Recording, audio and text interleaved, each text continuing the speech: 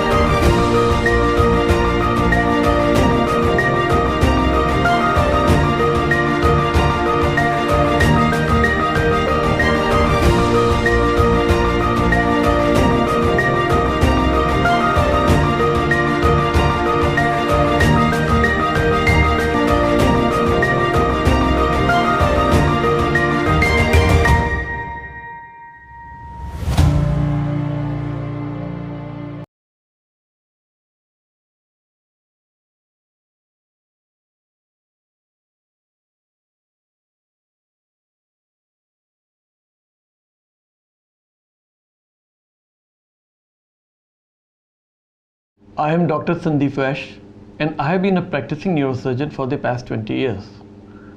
Over the next 5 minutes, I shall explain what brain death is. Brain death or neurological death is a term not well understood by the public. People tend to confuse brain death with coma.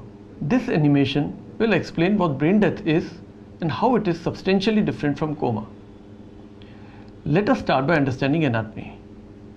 The brain consists of two parts, the cortex and the brainstem. The cortex is the larger part of the brain and the brainstem is the smaller. The brainstem is actually the top of the spinal cord. The cortex controls higher functioning activities such as reading, writing, and talking. If the cortex is seriously damaged, the person might enter coma and lose consciousness. But even in coma, a person might still feel pain or respond to stimuli, and sometimes a comatose patient might regain consciousness. Brain death is, however, different from coma. It's a term used to describe the whole brain dying, both the cortex and the brainstem. The brainstem is the central nervous system of the human body and the center of consciousness. If the brainstem dies, respiration would stop. Once the heart stops receiving oxygen, it too would die and stop beating, and all other organs will also die due to oxygen deprivation. How does brain death occur? If a person receives a serious blow to the head or has a major stroke, the brain might begin to swell. Since the skull is made of hard bone, it doesn't allow the brain to expand. Physicians can try medication or surgery to reduce the swelling, but if this does not succeed, the pressure on the brain can grow greater than the pressure of the beating heart. Once this happens, the heart can no longer force oxygenated blood into the brain. With no supply to the brain cells die due to the lack of oxygen.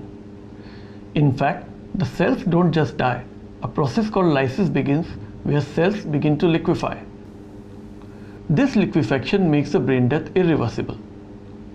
Once the brainstem dies, the person stops breathing and the heart and the rest of the organs die due to oxygen deprivation. So how do we know the brainstem has died? Modern medicine has lots of ways to determine if the brainstem has died. One way is to check for the neurological activities that the brainstem controls.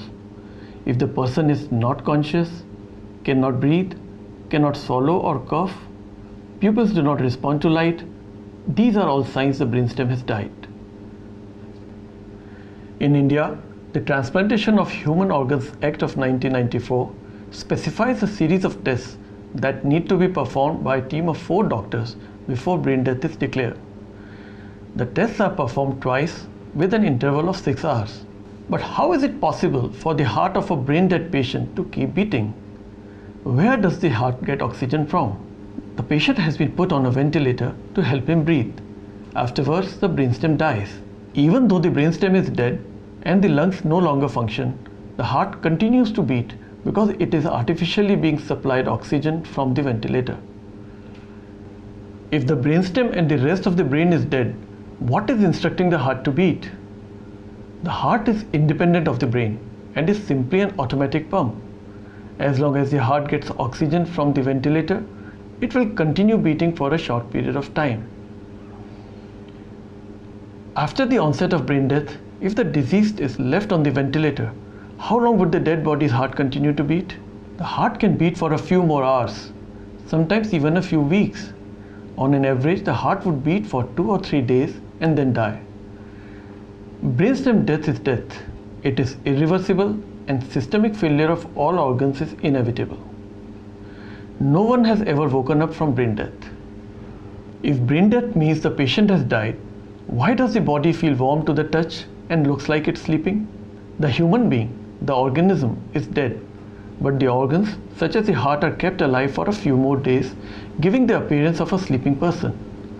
An organ can be kept alive even outside the body by giving it oxygen, but the person is dead once the brain is dead. A brain dead patient is not a person suffering from brain death. He is dead.